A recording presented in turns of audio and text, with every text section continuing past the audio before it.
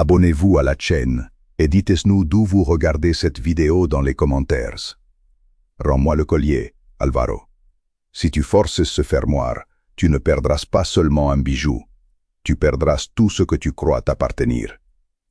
Le grand salon de l'hôtel Palacio de Cibeles brillait comme si Madrid avait décidé de concentrer toute sa richesse en une seule soirée. Lustres de cristal, tables habillées de blanc, coupes de champagne et caméras de presse entouraient les invités du 10e anniversaire du groupe Ferrer.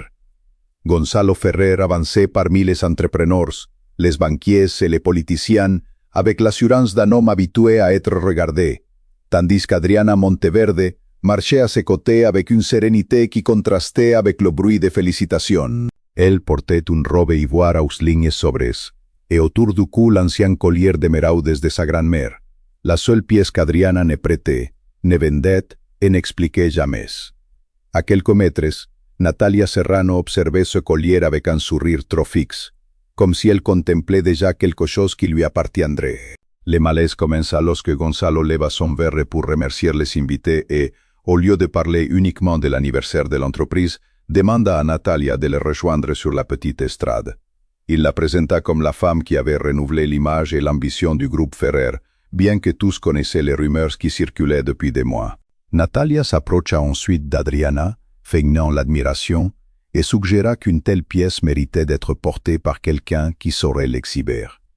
Adriana répondit par un léger sourire, sans lui accorder la satisfaction d'une dispute. Mais Gonzalo, entendant la remarque, décida d'en faire un spectacle. Adriana, n'exagère pas, ce n'est qu'un bijou, dit-il en se plaçant derrière son épouse. Natalia a fait plus pour mon entreprise cette année que beaucoup de gens en une décennie. Laissez-moi avoir un geste envers elle. Adriana tourna à peine le visage. Sa voix sortit basse, ferme, sans trembler. Gonzalo, ne retirez pas ce collier. Il sourit comme s'il venait de recevoir un défi face à son propre royaume, et ses doigts cherchèrent le fermoir sur la nuque d'Adriana. Un murmure parcourut la salle. Gonzalo leva le collier pour que tous le voient, et annonça que certaines choses devaient appartenir à celle qui savait les apprécier. Mais lorsqu'il tenta de placer le collier sur le cou de Natalia, un problème survint. Le fermoir extérieur s'était détaché, mais le mécanisme interne restait bloqué. Un joaillier présent examina la pièce et découvrit une fine ligne métallique cachée sous la monture. « Ce n'est pas un fermoir conventionnel », murmura-t-il. Gonzalo voulut le lui arracher, mais Adriana parla depuis l'autre côté de la table. « Laisse-le où il était. Tu as encore le temps de ne pas aggraver ce que tu viens de faire. » Ricardo Beltrán, l'avocat de la famille depuis plus de 20 ans, arriva alors et, voyant la pièce entre les mains du joaillier, perdit un instant son sang-froid professionnel. Il ne posa qu'une seule question. Qui la retirait du cou d'Adriana? Gonzalo répondit avec arrogance que tant son mari, il n'avait besoin d'aucune autorisation. Ricardo regarda d'abord Adriana, puis le collier. Son silence fut plus inquiétant que n'importe quel reproche. La soirée ne se termina pas dans les crises, c'est précisément ce qui la rendit plus dérangeante. Adriana quitta le salon sans exiger que Natalia rende quoi que ce soit, puisque le collier n'avait jamais réussi à se refermer autour de son cou. Ricardo accompagna Adriana jusqu'à l'ascenseur et lui demanda si elle était certaine que Gonzalo avait retiré la pièce sans son consentement et après avoir été averti. Alors le protocole a été déclenché, dit Ricardo. Adriana appela ensuite un numéro qu'elle n'avait pas utilisé depuis des années, le bureau de supervision de la Fondation Monteverde. 12 mois plus tôt, le mariage d'Adriana et Gonzalo semblait encore irréprochable de l'extérieur, mais l'intimité s'était transformée en un espace rempli de silence. Gonzalo rentrait de plus en plus tard et trouvait des défauts à tout ce qu'il admirait autrefois chez Adriana. Ce qu'il n'avait jamais compris, c'est qu'une grande partie de sa stabilité financière lui était venue précisément grâce à la discrétion de sa femme. Lorsqu'ils s'étaient rencontrés, le groupe Ferrer était une entreprise respectée mais vulnérable, proche de perdre plusieurs lignes de crédit. Adriana, alors récemment intégrée au conseil consultatif de la Fondation Monteverde, avait convaincu les administrateurs de soutenir temporairement une opération de financement. Avec le temps, Gonzalo cessa de parler d'aide et commença à parler de sa propre capacité à séduire les investisseurs. Natalia, entrée dans l'entreprise comme consultante en communication, sut lire ses insécurités et lui dire exactement ce qu'il voulait entendre, sans jamais douter de ses décisions. Les premiers conflits sérieux survinrent autour d'une modification des garanties du groupe Ferrer, qui aurait permis d'utiliser des actifs liés à la Fondation Monteverde sans autorisation spécifique pour chaque opération. Adriana refusa de signer. Nous sommes mari et femme, insista Gonzalo. Le mariage ne transforme pas un patrimoine protégé en compte courant commun, répondit-elle. Adriana découvrit ensuite une facture d'un appartement à Salamanque, financé par une société liée au groupe, utilisée presque exclusivement par Natalia. Puis elle découvrit que sa propre signature électronique figurait sur une opération de garantie qu'elle n'avait jamais approuvée. Elle consulta Ricardo Beltrán, qui lui conseilla la prudence. Le collier d'émeraude revint alors au centre de sa vie. Adriana l'avait reçu de sa grand-mère peu avant sa mort. Ce n'est que des années plus tard qu'elle apprit que le fermoir avait été modifié sur décision de son aïeul. Il contenait un identifiant chiffré associé à la Fondation Monteverde. Il ne conservait ni archins ni codes bancaires, mais faisait partie d'un système de sécurité destiné à confirmer certaines actions de la titulaire et à détecter toute manipulation anormale des actifs protégés. Tout retrait externe simple était possible, mais toute tentative de reconfigurer le mécanisme interne sans la bonne séquence déclenchait une alerte de révision. C'est pourquoi, lorsque Gonzalo retira le collier après avoir été averti, Adriana sut immédiatement qu'un signal pouvait s'activer. La soirée avait révélé une possibilité bien plus grande qu'une infidélité. Si le protocole croisait les accès récents avec les opérations qu'elle avait contestées, il pourrait révéler qui avait utilisé ces identifiants, depuis quel terminal et pour quelle garantie. L'appel arriva à 2h17 du matin. Un responsable de conformité de la Fondation informa a Adriana que l'identifiant du collier avait émis une alerte de manipulation, bloquant temporairement certains accès liés à des opérations externes.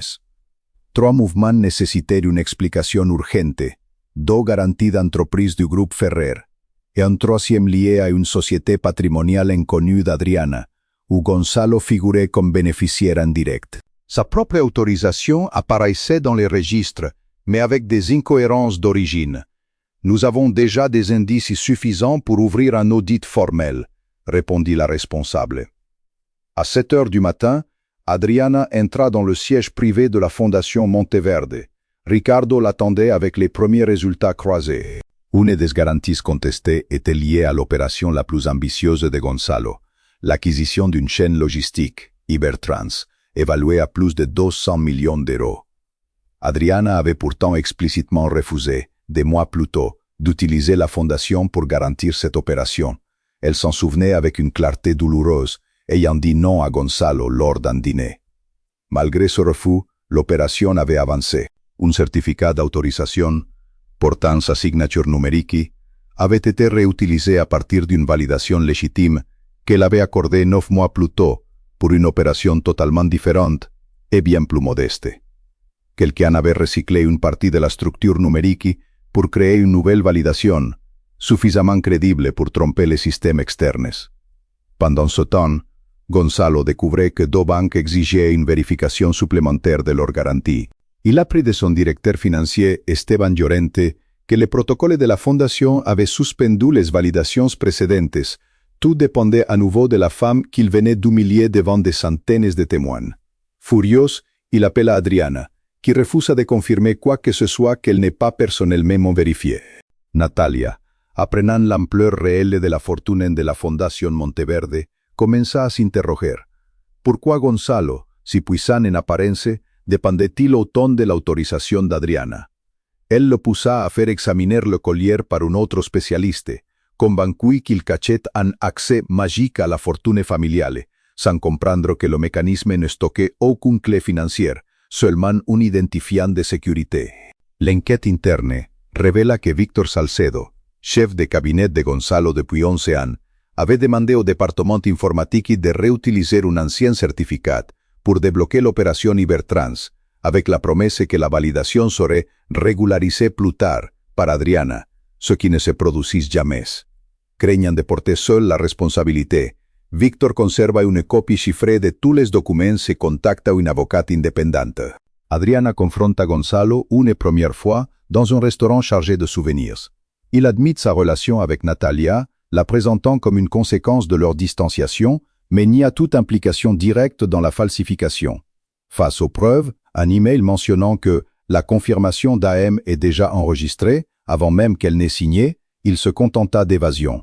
Lorsqu'Adriana lui demanda directement s'il avait ordonné à Victor d'obtenir son autorisation par tous les moyens, son silence d'une seconde de trop la convainquit qu'elle avait visé juste. Natalia, de son côté, commença à douter.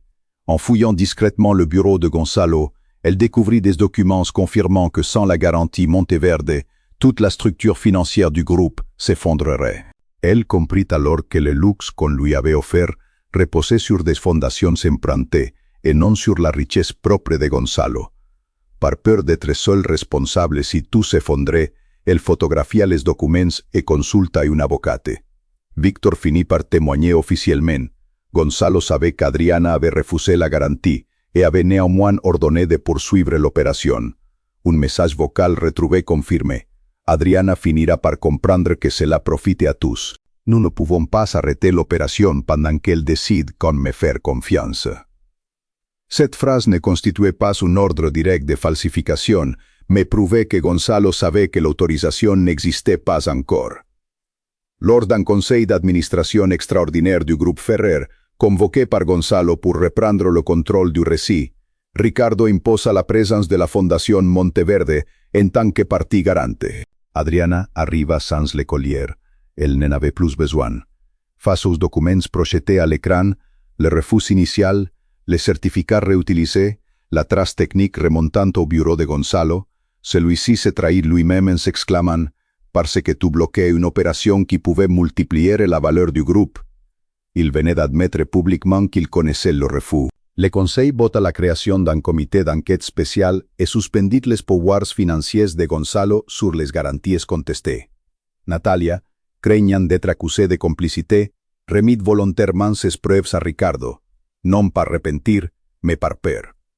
Parmi les documents figurait un message où Gonzalo écrivait « Utilisez la validation précédente et clôturez l'opération ». Adriana confirmera plus tard, quand elle verra qu'il n'y a plus de retour en arrière possible. Cette preuve fut décisive. Le comité spécial suspendit Gonzalo de toutes ses fonctions exécutives, le temps que les faits soient transmis aux autorités compétentes et aux établissements financiers concernés. Il conserva ses actions en tant que fondateur, mais perdit tout pouvoir opérationnel. Natalia, de son côté, perdit rapidement le train de vie qu'elle croyait acquis. L'appartement, la voiture, les bijoux, rien ne lui appartenait vraiment. Tout appartenait à des sociétés sous enquête. Elle comprit avec amertume qu'elle avait confondu l'accès au pouvoir avec la possession réelle, exactement comme Gonzalo avait confondu l'usage des garanties familiales avec la propriété. Lors d'une dernière rencontre, Gonzalo demanda pardon à Adriana, avouant enfin qu'il avait poursuivi l'opération Ibertrans, en pensant qu'elle finirait par signer après coup, convaincu que le succès lui donnerait raison. Adriana répondit avec une tristesse calme. « Tu as décidé que ma volonté n'était que provisoire, jusqu'à coïncider avec la tienne. » Elle lui expliqua que pardonner et revenir étaient deux choses différentes et qu'elle ne retournerait jamais vers une relation où elle avait dû défendre jusqu'à son droit de dire non. L'enquête financière se poursuivit pendant des mois, distinguant les décisions légitimes de Gonzalo, car il avait réellement bâti une entreprise solide, des actes qui avaient franchi des limites réglementaires. Le groupe Ferrer retrouva sa stabilité sous une nouvelle direction, avec des contrôles empêchant désormais qu'une seule personne concentre autant de pouvoir décisionnel. Adriana reprit un rôle actif à la tête de la Fondation Monteverde, qu'elle avait longtemps laissé en retrait par crainte de faire de l'ombre à son mari. Elle créa un fonds destiné à accompagner les femmes confrontées à des situations de dépendance économique lors de divorces ou d'héritages conflictuels, non par vengeance, mais pour transmettre une leçon simple. Administrer une fortune, c'est aussi savoir dire non. Un an après la soirée du gala, la Fondation organisa une réception dans ce même hôtel. Adriana portait à nouveau le collier d'émeraudes. Lorsque Ricardo plaisanta en espérant que personne n'essayerait cette fois d'examiner le fermoir, elle sourit et répondit: Le fermoir n'a jamais été le problème. Le problème, c'est quelqu'un qui a cru pouvoir tout ouvrir simplement parce qu'il en avait la force. Ce soir-là, en quittant l'hôtel, Adriana comprit que sa fortune n'avait jamais eu besoin d'être révélée pour exister, tout comme sa dignité. La seule chose qui avait été longtemps cachée, c'était combien de temps elle était prête à continuer d'ignorer ses propres limites pour préserver un mariage qui ne la protégeait plus.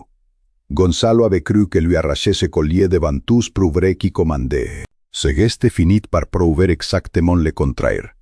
Certaines choses peuvent être arrachées des mains d'une personne, mais ne deviendront jamais la propriété légitime de celui qui les prend.